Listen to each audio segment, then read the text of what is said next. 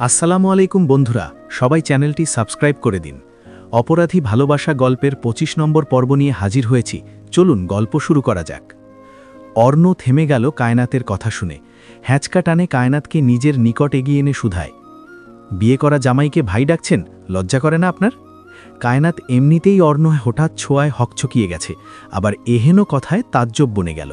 সে ভয়ার্ত চোখে অর্ণর দিকে তাকিয়ে বলল, ছাড়ুন আমাকে। অর্ণ ছেড়ে দিল ওকে। ঘরের বাইরে যেতে যেতে একবার পিছু ঘুরে দাঁড়াল। কায়নাতর ভয়ার্ত বদনে আঁখি বুলিয়ে বলল, যে জিনিস একবার অর্ণ চৌধুরীর নামে হয়েছে সেই জিনিস মরণের আগ অবধি কেউ ছুঁতে পারবে না। যেটা আমি চেয়েছি সেটার দিকে অন্য কেউ চোখ তুলে তাকালে চোখ উপড়ে ফেলতে দুবার ভাবব না। নিজের মূল্যবান বাক্য কায়নাতের মুখের ওপর ছুঁড়ে মেরে হনহন করে বেরিয়ে গেল ঘর থেকে। কায়নাত অর্ণর কথার আগা মাথা কিছুই বুঝেনি। লোকটার মতো তার কথাবার্তাগুলো কেমন যেন ভীষণ ভারী। অর্ণ মিটিং রুমে যাওয়ার আগে স্বার্থকে কল করল। স্বার্থর নাম্বারে কল দিতেই স্বার্থ রিসিভ করল। অর্ণ শুধায়, কোথায় তুই? বাইরে আছি। নিশা কই? আমার সাথেই। ইডিয়েট, ওকে এখনও বাইরে রেখেছিস কেন? আধ ঘন্টার মধ্যে ওকে আমার বাড়িতে চাই। স্বার্থ অসহায় কণ্ঠে বলল, লক্ষ্মী শালা আমার, তোর বোনরে একটু বুঝা বাপ আমার। শালি আমার কথা বুঝে না, খালি চিল্লায়। থাপড়ে সব দাঁত ফেলে দিব বেয়াদব, ওকে তাড়াতাড়ি বাড়ি দিয়ে আয়। অর্ণ কল কেটে দিল। স্বার্থ হতাশ, ভীষণ হতাশ। নিশা এত রেগে আছে যে ওর একটা কথাও শুনতে চাচ্ছে না। নিশাকে নিয়ে স্বার্থ নিজের বাড়িতে নিয়ে এসেছে। এখানে এসে আলিশার সাথে একবার তার কথা কাটাকাটি হয়েছে। ভেবেছিল আলিশার সাথে দেখা করিয়ে সব ঠিক করে ফেলবে, কিন্তু এখন আরও বিপদ মনে হচ্ছে। সে আলিশাকে বলেছিল নিশাকে জব্দ করতে তাকে যেন সে হেল্প করে। সেই হিসেবেই আলিশা রাজি হয়েছিল, কিন্তু এখন এই মেয়েও নাটক শুরু করেছে। নিশা ওয়াশরুমে গেছে। কিছুক্ষণ পর বের হয়ে আসতেই স্বার্থ বলল, আমার কথাটা একটু শোনো নিশু। নিশা কলেজ ব্যাগ তুলে নিল। তারা ড্রয়িং রুমে অবস্থান করছে। স্বার্থর মা বোধহয় নিজের কামরায়, আর সৌরভ বাড়িতে নেই। নিশা স্বার্থকে থামিয়ে দিয়ে বলল, অনেক বুঝিয়েছ, আর বুঝতে চাই না আমি। স্বার্থ উঠে দাঁড়াল। নিশার সামনে দাঁড়িয়ে বলল, দেখ, ওই ফাইজকে নিয়ে তুই একটু বেশি বেশি করছিলি, যেটা আমার সহ্য হচ্ছিল না। তারপর আবার পুলিশ নিয়ে কাহিনী করলি। সব মিলিয়ে তোকে একটু জব্দ করার জন্য আমি আলিশাকে বলেছিলাম আমাকে হেল্প করতে। ওর সাথে আমার কোনো সম্পর্ক নেই, বিশ্বাস কর। নিশা আশ্চর্য নয়নে তাকালো, বলল, আমি কার সাথে মিশব নাকি কি করব সেটা আমার ব্যাপার, তোমার এত মাথা ব্যথা কেন? স্বার্থ আরেকটু এগিয়ে এলো। বুকের বাঁ পাশে হাত রেখে বলল, আমার এইখানে থাকিস তুই। আমি জানি তুই আমাকে খুব ভালো করে বুঝিস, তবুও অবুঝের মতো আমাকে অবহেলা করিস। ফুরিয়ে যাওয়ার আগে কুড়িয়ে নেয়া নয়, তুই বিহীন পাগল হয়ে যাচ্ছি আমি। নিশা নিষ্পলক চোখে তাকিয়ে রইল। কি বলছে এসব স্বার্থ? স্বার্থ দীর্ঘশ্বাস ফেলল। নিশার গালে হাত রেখে কপালে কপাল ঠেকিয়ে বলল, আমি ভালোবাসি তোকে। আমি আমার নেশাকে ভালোবাসি, খুব ভালোবাসি। এই মেয়ের প্রেমে পড়ে পাগল হয়েছি আমি। সত্যি বলছি, আমার মতো ভালো তোকে কেউ বাসবে না নিশু। একবার শুধু বল, স্বার্থ, আমি তোমাকে ভালোবাসি। নিশার গলা ধরে এলো।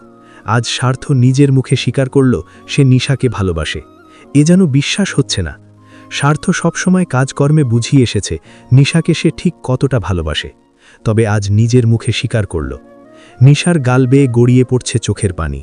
এই পানি আনন্দের, প্রাপ্তির। স্বার্থ নিশার চোখের পানি খুব যত্ন করে মুছে দিল। বুকের সাথে ওর মাথা চেপে ধরে বলল, এইখানে লুকিয়ে থাক সব সময়। নিশা ফুপিয়ে উঠল। স্বার্থর বুকে কিল ঘুষি মেরে কান্নারত কণ্ঠে বলল, তুমি খুব খারাপ স্বার্থ ভাই। তুমি ওই মেয়ের সাথে ঘুরেছ আমার চোখের সামনে দিয়ে। ওই মেয়ে তোমাকে ছুঁয়েছে, অধিকার দেখিয়েছে। আবার তুমি ওই মেয়ের সাথে এফবিতে পিকচার আপলোড করেছ। তুমি কি ভেবেছ এসব আমি দেখিনি? স্বার্থ ঠোঁট কামড়ে হাসল। নিশার মাথায় আদুরে হাত বুলিয়ে মাথায় আলতো চুমু এঁকে বলল, তোকে জ্বালানোর জন্য করেছি এসব। আমার সামনে অন্য একটা ছেলেকে নিয়ে ঘুরিস, আর আমি ঘুরলেই দোষ। দেখেছিস কেমন লাগে? নিশা কেঁদেই যাচ্ছে। কত খারাপ ভাবা যায়? তাকে জ্বালানোর জন্য এসব করেছে এতদিন, অথচ একবারও ভাবেনি নিশার কেমন লাগবে। এতদিন কত কষ্ট পেয়েছে সে। চার দেয়ালের পাশে হু হু করে কেঁদেছে। বুকের মাঝে যন্ত্রণা হতো বলে ঘুমের ওষুধ খেয়ে ঘুমিয়েছে, তবুও চোখে ঘুম ধরা দেয়নি। আর এই লোক কিনা এখন নিজের ভুল স্বীকার করে সাধু সাজছে। নিশা স্বার্থকে ঠেলে নিজের থেকে দূরে সরালো। তুমি আমাকে ছুবে না, খারাপ লোক, আমাকে শুধু কষ্ট দাও তুমি। স্বার্থ দূরত্ব ঘোচালো। নিশার আদুরে গালে হাত বুলিয়ে বলল, আর কখনো এমন করব না পাখি, শুধু একবার নিজের করে নে। বিশ্বাস কর, এই দূরত্ব আমাকে দিন দিন পাগল বানিয়ে দিচ্ছে। তোকে কাছে না পেলে কবে যেন দম আটকে মরে যাব। নিশা স্বার্থর অস্থির চোখে চোখ রাখল। স্বার্থর চোখ বলে দিচ্ছে স্বার্থর কথাগুলো ঠিক কতখানি সত্যি। স্বার্থ নিশার চোখের পানি মুছে দিল। সিঁড়ির শেষ প্রান্তে দাঁড়িয়ে আলিশা ওদের দেখছে প্রথম থেকেই। নিশার প্রতি স্বার্থর উন্মাদনা দেখেছে সে। স্বার্থ নিশা বলতে পাগল বহুবার প্রমাণ পেয়েছে সে। তার মনেও তো একটা অনুভূতি ছিল, তাহলে সেটা কেন পূর্ণতা পেল না? কেন স্বার্থ তার হলো না? মা তো বলেছিল স্বার্থর সাথেই তার বিয়ে হবে, কিন্তু এখন যার মনে প্রাণে অন্য এক নারীর রাজত্ব, সেই পুরুষকে কি করে নিজের করে নিবে? নিশা আর চোখে তাকালো সিঁড়ির দিকে। আলিশা তাকিয়ে আছে তাদের দিকে। এতক্ষণ সে খেয়াল করেনি আলিশাকে। নিশা স্বার্থর চোখে চোখ রাখল, নাক টেনে ঠোঁট উল্টে বলল, একটু নিচু হও স্বার্থ ভাই। স্বার্থ ঘাড় নিচু করতেই নিশা তার গলা জড়িয়ে ধরল। শুষ্ক অধরজোড়া প্রেমিক পুরুষের অধরে রাখতেই স্বার্থ চমকে উঠল। নিশার এহেন পদক্ষেপে বেচারা হচ্চকিয়ে গেছে। নিশা নাক টেনে নিজেকে সরিয়ে নিল। স্বার্থর দিকে আর তাকাতে পারল না। স্বার্থ হতভম্ব হয়ে বলল, did you kiss me Nishu? Nisha লজ্জায় মাথা নিচু করে ফেলল। আলিশা এহেন দৃশ্য দেখে আর দাঁড়িয়ে থাকতে পারল না। ছুটে গিয়ে নিজের বরাদ্দ করা রুমে চলে গেল। স্বার্থর ঠোঁটের কোণে মুচকি হাসি। দীর্ঘ 1.5 ঘন্টা মিটিং করে সবেমাত্র বের হলো অর্ণ। স্বার্থ মেসেজ করেছে আরও ঘণ্টাখানেক আগে, বলেছে সে নিশাকে বাড়ি পৌঁছে দিয়েছে। অর্ণ মেসেজ দেখে ফোন পকেটে ঢুকিয়ে রাখল। তার পেছনে তার অ্যাসিস্ট্যান্ট। অর্ণ লিফটে উঠে তার অ্যাসিস্ট্যান্টকে বলল, আমার পুরো ফ্লোরে যত মেয়ে আছে তাদের অন্য ফ্লোরে শিফট করার ব্যবস্থা করো। নিজের অফিস রুমে ঢুকে সময় দেখে নিল, বাড়ি ফিরতে হবে। মাশফিক চৌধুরী বাইরে থেকেই বাড়ি চলে গেছেন। অর্ণ ভেতরের রুমের দরজা ঠেলে ভেতরে ঢুকল। বিছানার দিকে তাকিয়ে দেখল কায়নাত গায়ে কলেজ বোরকা জড়িয়েই উল্টোপাল্টা হয়ে ঘুমাচ্ছে। শুধু মাথার হিজাবটা খুলে পাশে রেখে দিয়েছে। খোপা করা চুলগুলো এলোমেলো হয়ে ছড়িয়ে আছে বিছানা জুড়ে। অর্ণ এগিয়ে গেল সেদিকে। কায়নাতের নিকট এগিয়ে গিয়ে বিছানার এক কোনায় বসে পড়ল। এসির পাওয়ার বাড়িয়ে দিয়ে কিছুক্ষণ বসে রইল সেখানে, অথচ তার দৃষ্টি ছিল কায়নাতের নিষ্পাপ বদনে। কায়নাত বরাবরের মতো আজও নিজেকে এলোমেলো করে দিয়েই অর্ণর সামনে হাজির করেছে। এই মেয়ে কি আদৌ জানে এসব? কায়নাতের ঘুম ভাঙল আরও ঘণ্টাখানেক পর। উঠে দেখল সে এখনও সেই রুমের আছে। ঘরে কেউ নেই। অর্ণ কি এখনও আসেনি? কায়নাত চুল ঠিক করে হিজাব মাথায় বাঁধল। সেই ঘরের বাইরে এসে দেখল অর্ণ অফিস রুমে বসে আছে ল্যাপটপ নিয়ে। অর্ণ কায়নাতকে দেখে গম্ভীর কণ্ঠে বলল, রেডি হন, আমরা এখন বেরোবো। কায়নাত কলেজ ব্যাগ নিয়ে এলো। অফিস ছুটি হয়েছে একটু আগেই। এই মুহূর্তে অফিসে হাতে গোনা কয়েকজন আছে। থমথমে পরিবেশ বিরাজ করছে চারপাশে। কায়নাত অফিস রুমের বাইরে এসে চোখ বুলালো চারদিকে। কাউকে না দেখে পাশে লম্বাটে অর্ণকে দেখে মিনমিন করে বলল, সবাই কোথায়? চারপাশে তো একটা মানুষও নেই। অর্ণ ঘাড় গিচু করে কায়নাতকে দেখল, তারপর বলল, ছুটি হয়ে গেছে। নিচে এসে গাড়ি বের করে উঠে পড়ল দুজনে। কায়নাতের এখনও চোখে ঘুম ছাড়ছে না। শরীরটা দুর্বল লাগছে। অনেক রাত হলো, খাওয়া হয়নি এখনও। বাইরে বৃষ্টি পড়ছে এখনও। কায়নাত জানালার বাইরে তাকিয়ে বৃষ্টি দেখছে। আশেপাশে চারপাশেই এত বড় বড় বিল্ডিং দেখতে দেখতে সে বিরক্ত। গ্রামে চারপাশটা সবুজ ঘেরা। কায়নাত বিরক্ত হয়ে দৃষ্টি ফিরিয়ে সামনে রাখল। অর্ণ একমনে ড্রাইভিং করছে। কায়নাত সেদিকে একবার তাকিয়ে মিনমিন করে বলল, শুনুন না। অর্ণ সামনে তাকিয়ে ড্রাইভিংয়ে মন দিয়েই গম্ভীর কণ্ঠে বলল, হট, আমার খুব ক্ষুধা লেগেছে। অর্ণ কোনো কথা বলল না। কায়নাত জবাব না পেয়ে অপমান বোধ করল। বেয়াদব জামাই, বউ না খেয়ে আছে সেদিকে লোকটার কোনো খেয়ালই নেই। ফাজিল কথাকার, আবার ঢং দেখাচ্ছে। কায়নাত রেগে মেগে গাল ফুলিয়ে বসে রইল। বিরক্ত লাগছে এখন এই লোকটাকে। ভাগ্য করে একটা জামাই পেয়েছে, মানতে হবে। বউকেও মানে না, যত্নও নেয় না, আর না বউকে নিয়ে কোনো মাথা ব্যথা। এখন কায়নাতের চিৎকার করে বলতে ইচ্ছে করছে, ও আল্লাহ, আমারে ওপরে উঠিয়ে নাও, এই বজ্জাত জামাইকে আর সহ্য হচ্ছে না আমার। শালা 1 নাম্বার কিপটা। যদি চিৎকার করে এই কথাটা বলতে পারত তাহলে মনটা একটু হালকা লাগত। আহা, মনের দুঃখ মনেই রয়ে গেল, আর প্রকাশ করা হলো না। কায়নাত পিটপিট করে আবার অর্ণর দিকে তাকালো। গায়ে সাদা শার্ট, কুনুই অবধি ভাঁজ করা আর কালো প্যান্ট, হাতে ব্রেটলিং ব্র্যান্ডের ঘড়ি। অর্ণ ড্রাইভিং করতে করতে বোতল থেকে কয়েক ঢোক পানি খেল। কায়নাতের চোখ ধাঁধিয়ে এলো এহেন রূপ দেখে। কি মারাত্মক লাগছে দেখতে। সে শুকনো ঢোক গিলে দৃষ্টি সরিয়ে নিল। সে ভাবছে অর্ণকে ছাড়বে, আর এদিকে এই লোকের ওপরেই বারে বারে নজর দিচ্ছে। কি মহা জ্বালারে বাবা। কায়নাত নিজের অনুভূতির প্রতি ভীষণ বিরক্ত এই মুহূর্তে। অর্ণ খানিকক্ষণ পর গাড়ি থামালো। গাড়ি থেকে নেমে কায়নাতের পাশে আসলো। ওর পাশের দরজা খুলে দিয়ে বলল, বের হন। কায়নাত বের হলো। দেখল ইয়া বড় একটা রেস্টুরেন্টের সামনে দাঁড়িয়ে আছে তারা। কায়নাতের চোখ চিকচিক করে উঠল। দুপুরেও তেমন কিছু খাওয়া হয়নি, না হলে একটু হলেও পেটের জ্বালা সহ্য করা যেত। অর্ণর সাথে সে ভেতরে এলো। টেবিলে গিয়ে বসতেই অর্ণ কিছু খাবার অর্ডার করল। অর্ডার করে আবার সেই ফোনের মধ্যেই ডুবে রইল। কায়নাত ভ্রুকুচকে কিছুক্ষণ তাকিয়ে থেকে গলা কেশে বলল, বলছিলাম যে ডিভোর্স যখন দিয়েই দেবেন তাহলে যতদিন বউ হয়ে আছি ততদিনের জন্য একটা ফোন কিনে দিন। ডিভোর্স দিয়ে দিলে না হয় ফোনটা ফেরত দিয়ে দেব, আর যদি দয়া মায়া করে একেবারেই ফোনটা আমাকে দিয়ে দেন তাহলে আমার কোনো সমস্যা নেই। অর্ণ চোখ ছোট ছোট করে কায়নাতের বদন পানে তাকালো। কায়নাত জোরপূর্বক হাসল। সত্যি ফেরত দিয়ে দেব? অর্ণ হ্যাঁ না কোনো কথাই বলল না। ভাবখানা এমন যে সে কিছু শুনতেই পায়নি। বারে বারে অপমানিত হওয়ায় কায়নাত অর্ণর 14 গোষ্ঠীকে ধুয়ে দিল মনে মনে। কি দরকার এত ভাবওয়ালা মানুষের সাথে কথা বলে? বাইরে বৃষ্টির তীব্রতা কমেছে। নিধি নিশার পাশেই বালিশে মাথা দিয়ে শুয়ে আছে। বেচারির দিনকাল ভালো যাচ্ছে না, কিভাবেই বা যাবে? নিজের অনুভূতি, শখ, পরিস্থিতি সব মিলিয়ে সে ভীষণ বিরক্ত। প্রেমকে ভালোবাসাটাই বোধহয় জীবনের সবথেকে বড় ভুল হয়েছে। নিজেকে আজকাল পাগল পাগল লাগে। মরিচিকার পেছনে ছুটছে সে। খুলনা ফিরে যাবে খুব শিগগিরই। আর একটা দিনও এখানে তাকতে ইচ্ছে করছে না। দম বন্ধ বন্ধ লাগে। এই সময়ে আজ সবাই বাড়িতে উপস্থিত। প্রেম আজ হসপিটাল থেকে দুপুর দিকেই চলে এসেছে। খাবার খাওয়ার জন্য বেহরুজ বেনহম হাঁক ছাড়ছেন সেই কখন থেকে।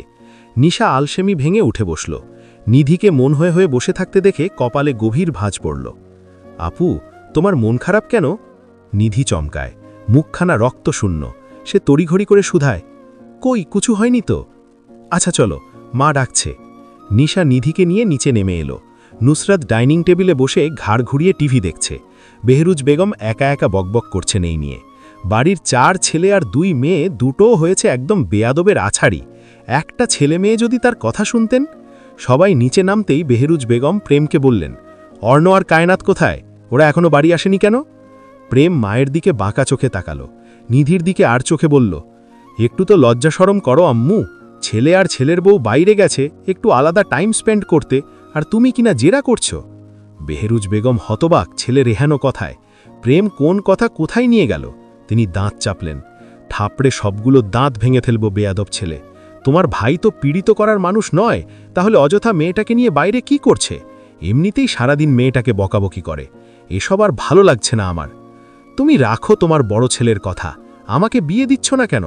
বুড়ো বয়সে গিয়ে বিয়ে করে বউয়ের মুখে বুড়ো লোক ডাক শুনতে পারবো না। আমাকে বিয়েটা করিয়ে দাও আম্মু। বেহরুজ বেগম কপাল চাপড়ালেন। নিশা খিলখিল করে হেসে উঠল। সে প্রেমের কাঁধে হাত রেখে দুঃখী দুঃখী ভাব করে বলে, আমাকে ঘুষ দিলে বাবাকে বলে তোমার বিয়ের ব্যবস্থা করে দিব ভাইয়া। তুই অলরেডি ঘুষ খেয়ে খেয়ে ভাইয়ার পকেট খালি করে ফেলেছিস। মাফ কর বইন, তুই আমার দিকে নজর দিস না। যে টাকা কামাই ওই টাকা আমার নিজেরই লাগে। বুঝলে না ভাইয়া, পরে কিন্তু পচতাবা বলে দিলাম। এই হয়েছে তোদের কথা, চুপচাপ খেয়ে আমাকে উদ্ধার কর। বেহরুজ বেগম রেগে ধমক দিয়ে বললেন। প্রেম হাত ধুয়ে বিড়বিড় করে বলল, সব দোষ আমার নামের। এই প্রেম নামটা কুফা। নাম প্রেম বলেই কপালে প্রেম নেই। আমার দুঃখ কেউ বুঝল না। খাওয়া দাওয়া শেষ হতেই নিধি উপরে চলে যাচ্ছিল।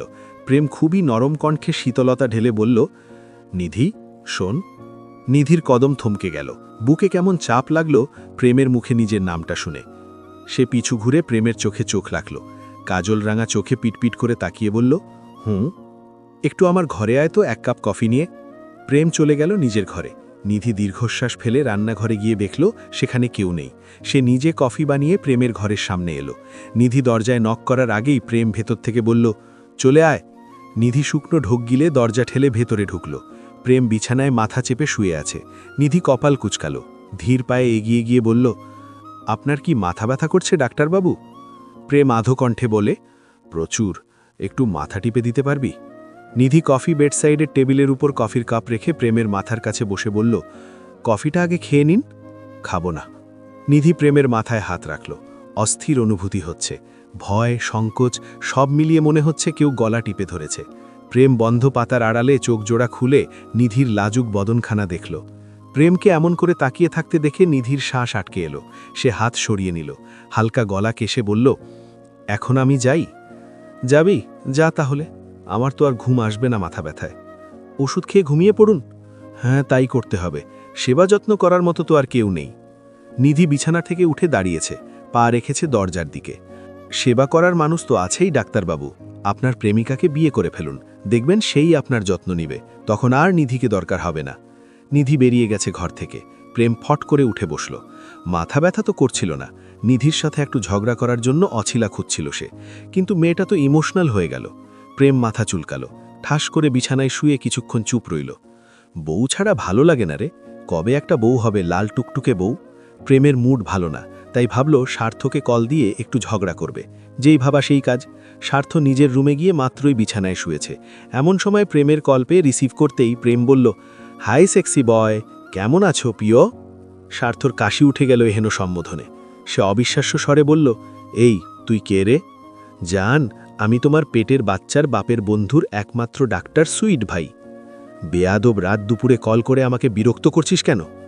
আমার বউ দরকার জানু, বউ ছাড়া রাত পার হয় না, দয়া করিয়া আমার বাপ মারে রাজি করাও বউ। সিরিয়াসলি, তুই যদি আমার সামনে থাকতি তাহলে তোর মেন পয়েন্টের চুল একটা একটা করে ছিঁড়তাম। প্রেমের মুখটা চুপসে গেল। সে শুকনো ঢোক গিলে বলল, ছি, কি সব বাজে কথা, এমন নোংরা কথা বললে আমার শরম করে।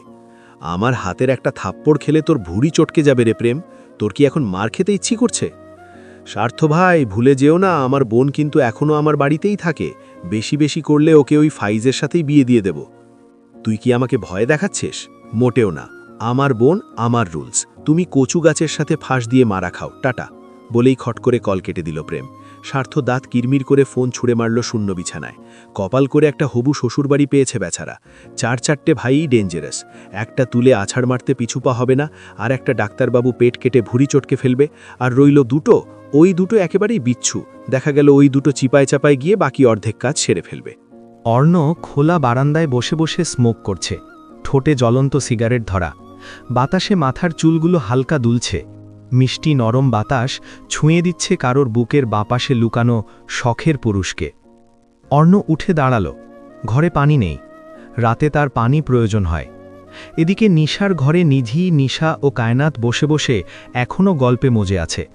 নিশা কথায় কথায় বলল, আমার ভাই এত হ্যান্ডসাম, আর তুমি বুড়ো খাটাস বলো কেন? হ্যাঁ, আমার ভাইয়ের মতো সুন্দর হ্যান্ডসাম ছেলে তুমি পাবে কোথাও?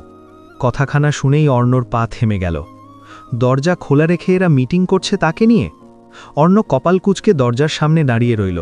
কায়নাতরা তাকে খেয়াল করেনি এখনও। কায়নাতের উত্তর শুনবার জন্যই মূলত তার পা থমকে গেছে। কায়নাত মুখ মাকালো নিশার কথায়, আমি কি দেখতে খারাপ? তুমি জানো আমার পেছনে কত ছেলে ঘুরে? নেহাত তোমার ভাইয়ের কপাল ভালো যে আমার মতো একটা ছোটখাটো সুইট বউ পেয়েছে, বুঝলে? বুঝলাম, কিন্তু তোমার কপালও সোনা দিয়ে বাঁধা, বুঝলে? আমার ভাইয়ের মতো একজন মানুষ তোমার জীবনের সাথে জুড়েছে। কায়নাত জোরপূর্বক হাসল, বলল, সোনায় বাঁধা জীবন আমি চাইনি, একটু ভালোবাসা, যত্ন, সম্মান ও মর্যাদা চেয়েছিলাম। থেমে আবার বলল, তোমাদের কাছে লুকাবার মতো কিছু নেই। আমি মেয়ে মানুষ, হয়তো আমার বয়স কম, কিন্তু আমি জ্ঞানহীন নই। আমার যেহেতু বিয়ে হয়েছে, সেই ক্ষেত্রে আমার সংসার নিয়ে হাজারো স্বপ্ন থাকতেই পারে। আমি কি ভালো একজন যত্নবান স্বামী ডিজার্ভ করি না? আমার কি ইচ্ছে হয় না আমার স্বামী আমাকে ভালোবাসবে, যত্ন করবে, সম্মান করবে, আমার সব সিদ্ধান্তকে সম্মান করবে? বলতে কষ্ট হয়, তবে এটাই সত্যি। তোমার ভাইয়ের সাথে আমার সংসার হবে না। নিশার কথা শুনে খিলখিল করে হেসে উঠল নিশা। কায়নাত ভ্রু কুচকে তাকিয়ে রইল নিশার দিকে। সে কি হাসির কিছু বলেছে এখানে? অর্ণ বিরক্তিকর দীর্ঘশ্বাস ফেলে প্রস্থান করল। নিশা ঠোঁট টিপে বলল, তোমার সব ইচ্ছেগুলো সত্যিই একজন বিবাহিত নারীর মতোই সাধারণ, কিন্তু তোমার কেন মনে হচ্ছে আমার ভাইয়ের সাথে তোমার সংসার হবে না? কারণ তোমার ভাই নিজেই আমাকে বলেছেন তিনি আমার সাথে সংসার করতে চান না। মেয়ে, তুমি বড্ড বেশি বোকা জানো। আমার ভাইকে দিয়ে কেউ কোনোদিন জোর করে কিছু করাতে পারেনি কিংবা বাধ্য করেনি। কিন্তু এটা ঠিক, তোমাদের বিয়েটা জোর করেই দেয়া হয়েছিল, তাই বলে ডিভোর্স দেওয়া এত সহজ? কায়নাতের চোয়াল শক্ত হলো। সে সিরিয়াস ভঙ্গিমায় বলল, সহজ না হলেও আমার ডিভোর্স চাই। এই সম্পর্কের কোনো মানেই হয় না। হয়তো ফিউচারে গিয়ে আমার অনেক সমস্যার সম্মুখীন হতে হবে, তাই বলে আমি আমার পুরো জীবন নষ্ট করতে পারবো না। আমি একটা মানুষ, আমারও ইচ্ছে হয় একটু শান্তিতে বাঁচতে। তোমার ভাই যেহেতু চায় না এই সম্পর্ক অটুট থাকুক, সেই ক্ষেত্রে কোনো মানেই হয় না এভাবে ঝুলে থাকার। নিশা মুচকি হাসল কায়নাতের কথা শুনে। আমি দোয়া করি তুমি সব সময় সুখে থাকো। আমি আজ তোমায় বলছি, একদিন আমার ভাইয়ের বুকে মাথা রেখে তুমি বলবে, আপনার মতো আমাকে কেউ কখনো ভালোবাসেনি। আধারের ৩ প্রহর পেরিয়ে গেছে। অর্ণ ও মাশফিক চৌধুরীর আজ থাইল্যান্ডের ফ্লাইট। বিকেলে ফ্লাইট থাকায় এখনও তারা বাড়িতেই অবস্থান করছে। কাল শুক্রবার সুরঞ্জনার বাগদান হবে। অর্ণরা বেরোলেই কায়নাতরা মার্কেটে যাবে।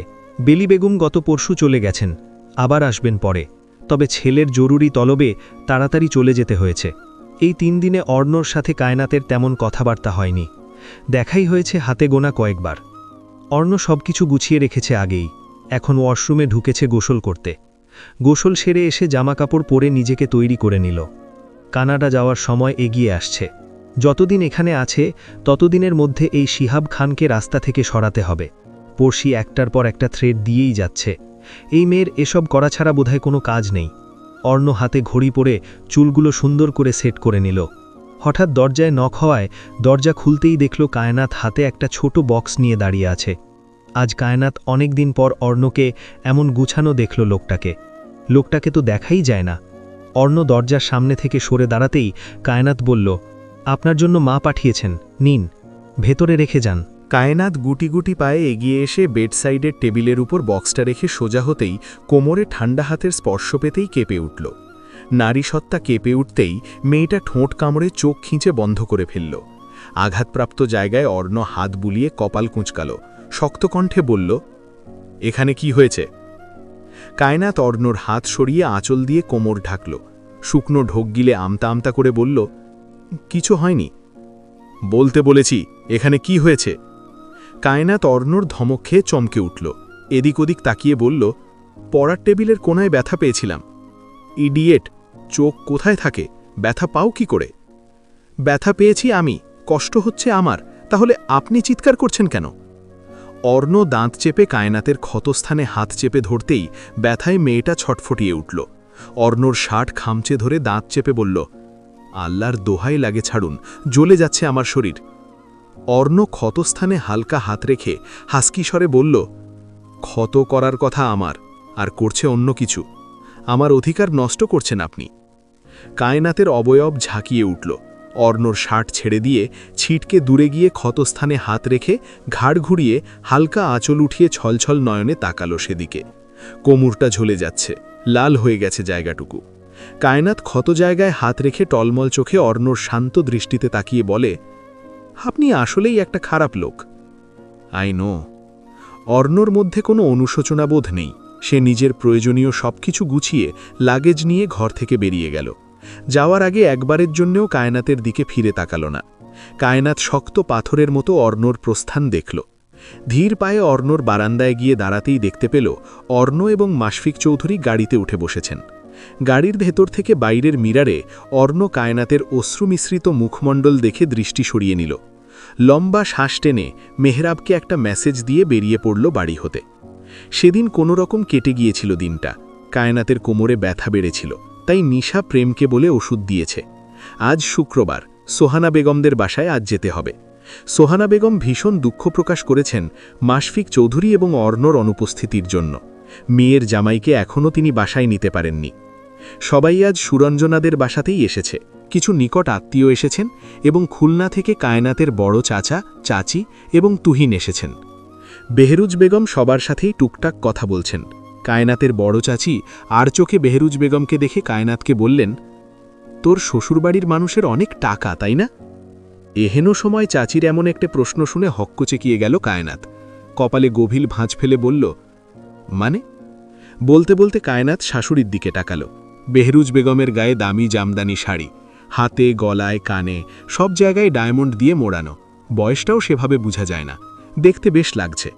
কায়নাত শুষ্ক ঠোঁট ভিজিয়ে শুধায়, এসব কথা কেন বলছেন? টাকার মুখ দেখে তো আমাদের ভুলেই গেছিস তোর। টাকার মুখ দেখলাম কই চাচি? টাকার কাছে বিক্রি হয়েছিলাম আমি। আপনি বোধহয় ভুলে গেছেন এই কথা। উষা বেগম মাথা নাড়লেন, বললেন, তোর বাবা এসেছিলেন বাড়ি জানিস? এসে খুব দুঃখ প্রকাশ করেছেন। তোকে একবার দেখতে চাইছেন তিনি। কায়নাত অবাক হয়ে উষা বেগমের মুখের দিকে তাকাল। বাবা এসেছিল? কবে এসেছিল চাচি? এই তো কয়েকদিন আগে। এখন উনি কোথায়? বাড়িতে নেই, তবে বলেছেন সামনে মাসে খুলনা যাবেন। যত যাই হোক, সোহেল মির্জা নিজের আপন বাবা না হলেও বড় তো তার ঘরেই হয়েছে সে। আজীবন তো ওই লোককেই বাবা বলে ডেকে এসেছে কায়নাত। মা তো নেই, কিন্তু বাবাকে আজ দেখতে ইচ্ছে করছে। লোকটা নির্যাতন করলেও কায়নাত কান্নাকাটি করলে মাথায় আদুরে হাত বুলিয়ে দিতেন। মাঝে মাঝে খুব নরম কণ্ঠে শাসন করতেন। কায়নাতের বুক শূন্য শূন্য লাগছে। তৃষ্ণাত্ম পাখির মতো বুকটা ছটফট করছে। কবে আবার বাবাকে এক নজর দেখতে পারবে সে? নিয়তির কি নিষ্ঠুর লেখা! যে লোকের কারণে একদিন তাকে টাকা আকাশে বিক্রি হতে হয়েছিল, সেই লোকের জন্যই আজ যন্ত্রণায় বুক ফেটে যাচ্ছে। এটাই হয়তো বাবাদের প্রতি মেয়েদের ভালোবাসা। সে দীর্ঘশ্বাস ফেলল। কয়েকদিন পরেই সে খুলনা যাবে, দেখে আসবে একটিবার নিষ্ঠুর বাবার বদনখানা। কায়নাত চাচির কাছ থেকে সরে গিয়ে ড্রয়িং রুমের এক কোনায় গিয়ে দাঁড়াল। বাড়ি ভর্তি মানুষ, যার দরুন কোথাও গিয়ে শান্তি নেই। তুহিন এতক্ষণ কায়নাতকে খেয়াল করছিল, মায়ের সাথে কথা বলায় আর এগিয়ে আসেনি। এখন একা পেয়ে সে কায়নাতের নিকট এগিয়ে এলো, বলল, কিরে, আসার পর থেকে দেখছি আমাকে চিনতেই পারছিস না তুই। কায়নাত বলল, তেমন কিছু নয়, তোমার মায়ের সাথেই তো কথা বলছিলাম। আচ্ছা, তোর জামাই কই? ওনাকে তো এখনো দেখলাম না। কায়নাতের বিরক্ত লাগছে তুহিনের সাথে কথা বলতে, তবু ভদ্রতার খাতিরে বলল, উনি আর আমার শ্বশুর দেশের বাইরে গেছে। তুহিন আলতো হাসল, বলল, খুলনা যাবি কবে? যাব খুব শীঘ্রই। রাতে বাগদান শেষ হলো। খাওয়া দাওয়া করে বেহরোজ বেগম সবাইকে নিয়ে বাড়ি ফিরে এসেছেন। রাত 12টায় বাড়ি ফেরা হয়েছে তাদের। ক্লান্ত শরীর টেনে টুনে সবাই সবার ঘরে গিয়ে ঘুমিয়ে পড়েছে। সকালবেলা ঘুম থেকে উঠে নিশার গায়ে জ্বর দেখে কায়নাত মাথায় পট্টি দিয়ে দিয়েছিল। প্রেম জ্বরের ওষুধ দিয়ে বলেছে আজ রেস্ট নিতে। কায়নাত সকালে নাস্তা করে আজ একাই কলেজে এলো। লোকটা নির্যাতন করলেও কায়নাত কান্নাকাটি করলে মাথায় আদুরে হাত বুলিয়ে দিতেন। মাঝে মাঝে খুব নরম কণ্ঠে শাসন করতেন। কায়নাতের বুক শূন্য শূন্য লাগছে। তৃষ্ণাত্ম পাখির মতো বুকটা ছটফট করছে। কবে আবার বাবাকে এক নজর দেখতে পারবে সে? নিয়তির কি নিষ্ঠুর লেখা! যে লোকের কারণে একদিন তাকে টাকা আকাশে বিক্রি হতে হয়েছিল, সেই লোকের জন্যই আজ যন্ত্রণায় বুক ফেটে যাচ্ছে। এটাই হয়তো বাবাদের প্রতি মেয়েদের ভালোবাসা। সে দীর্ঘশ্বাস ফেলল। কয়েকদিন পরেই সে খুলনা যাবে, দেখে আসবে একটিবার নিষ্ঠুর বাবার বদনখানা। কায়নাত চাচির কাছ থেকে সরে গিয়ে ড্রয়িং রুমের এক কোনায় গিয়ে দাঁড়াল। বাড়ি ভর্তি মানুষ, যার দরুন কোথাও গিয়ে শান্তি নেই। তুহিন এতক্ষণ কায়নাতকে খেয়াল করছিল, মায়ের সাথে কথা বলায় আর এগিয়ে আসেনি। এখন একা পেয়ে সে কায়নাতের নিকট এগিয়ে এলো, বলল, কিরে, আসার পর থেকে দেখছি আমাকে চিনতেই পারছিস না তুই। কায়নাত বলল, তেমন কিছু নয়, তোমার মায়ের সাথেই তো কথা বলছিলাম। আচ্ছা, তোর জামাই কই? ওনাকে তো এখনো দেখলাম না। কায়নাতের বিরক্ত লাগছে তুহিনের সাথে কথা বলতে, তবু ভদ্রতার খাতিরে বলল, উনি আর আমার শ্বশুর দেশের বাইরে গেছে। তুহিন আলতো হাসল, বলল, খুলনা যাবি কবে? যাব খুব শীঘ্রই। রাতে বাগদান শেষ হলো। খাওয়া দাওয়া করে বেহরোজ বেগম সবাইকে নিয়ে বাড়ি ফিরে এসেছেন। রাত 12টায় বাড়ি ফেরা হয়েছে তাদের। ক্লান্ত শরীর টেনে টুনে সবাই সবার ঘরে গিয়ে ঘুমিয়ে পড়েছে। সকালবেলা ঘুম থেকে উঠে নিশার গায়ে জ্বর দেখে কায়নাত মাথায় পট্টি দিয়ে দিয়েছিল। প্রেম জ্বরের ওষুধ দিয়ে বলেছে আজ রেস্ট নিতে। কায়নাত সকালে নাস্তা করে আজ একাই কলেজে এলো। জুনাইরা ও দীপ্ত পাশাপাশি বসে আড্ডা দিচ্ছিল। বোরকা পরিহিত কায়নাতকে দেখে দীপ্ত হাত উঠিয়ে বলল, এই কায়নাত, এদিকে এসো। কায়নাত ওদের কাছে এগিয়ে গিয়ে ব্যাগ রাখল, বলল, তুমি মেয়েদের সিটে বসেছ কেন? দীপ্ত দাঁত কেলিয়ে হাসল, বলল, নিশা বেবিকে তো পটাতে আমার দিনরাত পরিশ্রম করতে হয়, তাই ভাবলাম ফ্রি টাইমটুকু দিয়ে জুনাইরাকে পটালে মন্দ হয় না। কায়নাত খিলখিলিয়ে হেসে উঠল। জুনাইরা গাল ফুলিয়ে দীপ্তর পিঠে কিল বসিয়ে চোখ গরম করল। দীপ্ত দৌড়ে নিজের সিটে গিয়ে বসে উচ্চস্বরে বলল, লাভ ইউ জুনু সুইটহার্ট। জুনাইরার মুখমণ্ডলে রক্ত জমাট বাঁধল। লজ্জায় মুখে রক্তিম আভা ফুটে উঠতেও কায়নাত জুনাইরার মাথায় টোকা মেরে বলল, এই, তুমি আবার প্রেমে পড়ে গেলে নাকি? জুনাইরা নাকমুখ কুচকে বলল, এসব কি বলছো তুমি? ওকে লজ্জা পাওয়ার কি আছে? আমি সবই বুঝি, বুঝলে? হ্যাঁ হয়েছে, সরো দেখি, স্যার আসবেন এখন।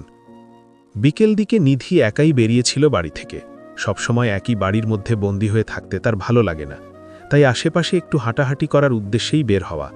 কায়নাতের ফেরার সময় হয়ে গেছে। আশেপাশে এত মানুষের ভিড়। বাড়িধারা থেকে চৌধুরী বাড়ি বেশি দূরে নয়। নিধি প্রায় অনেকটা সময় একা একা হেঁটে বাড়িধারার কাছে চলে এসেছে। এই রোড দিয়ে প্রেমের হাসপাতালে যেতে হয়। শেহরের বাসা যেহেতু এই দিকে, তাই প্রায় প্রত্যেক দিনই বের হওয়া হয়। আজ কোথাও যাওয়ার প্ল্যান না থাকায় স্বার্থের বাসায় যাওয়ার জন্য বের হয়েছিল সে। বাইক নিয়ে আসার সময় রোডের অপর পাশে চেনা পরিচিত মুখশ্রী দেখতেই সে বাইক সাইড করে।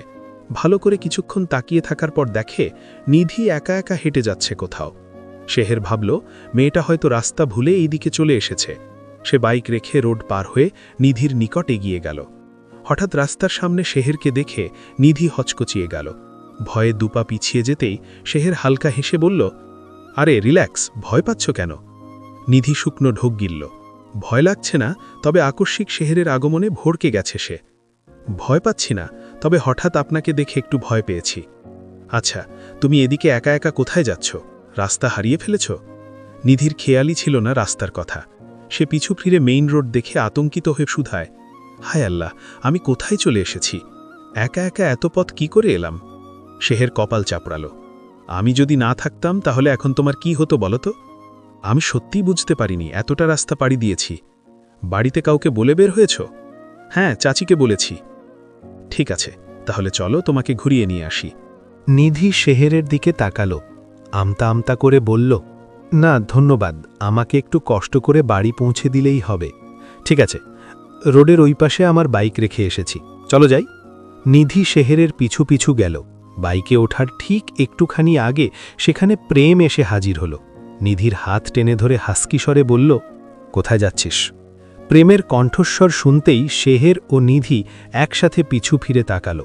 প্রেম হাতে ফোন আর এপ্রন নিয়ে দাঁড়িয়ে আছে সামনেই। শেহের প্রেমকে দেখেই চমৎকার হাসল। বাইক থেকে নেমে নিধিকে দেখিয়ে বলল, তোর প্রাণপ্রিয় কাজিন রাস্তা ভুলে এদিকে চলে এসেছিল, ওকেই বাড়ি দিয়ে আসছিলাম। নিধি প্রেমের শক্ত চাহনির দিকে তাকিয়ে শুকনো ঢোক গিলল। চোখের সাদা অংশটুকু লাল হয়ে আছে। প্রেম মাথা ঝাঁকিয়ে জোরপূর্বক হেসে বলল, আমি বাড়িতেই যাচ্ছি, আমি নিয়ে যাচ্ছি। বাই দ্য ওয়ে, তুমি কি আমাদের বাড়ি যাচ্ছিলে? আরে না, আমি স্বার্থর বাড়ি যাচ্ছিলাম, রাস্তায় ওকে দেখে বাইক থামিয়েছি। ওহ ঠিক আছে, তাহলে যাও তুমি, আমিও ভীষণ ক্লান্ত। ঠিক আছে, সাবধানে যাস, বুঝলে? সাবধানে থেকো। শেহের বাইক টান দিতেই প্রেম খুব করে নিধির ডান হাতের কবদি আঁকড়ে ধরল।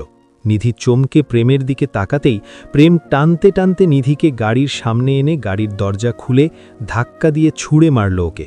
হঠাৎ করে এসব ঘটে যাওয়ায় মেয়েটা কিছু ঠাওর করতে পারল না। প্রেম ছুঁড়ে মাথায় কপালের এক কোণায় হালকা ব্যথা পেয়েছে সে। ভীতু নজরে প্রেমের দিকে তাকাতেই প্রেম শব্দ করে গাড়ির দরজা লাগিয়ে দিল। কেঁপে উঠল সে, ভয়ে বুকের ভেতর দুরু দুরু করছে। হলো কি, এত রেগে গেল কেন?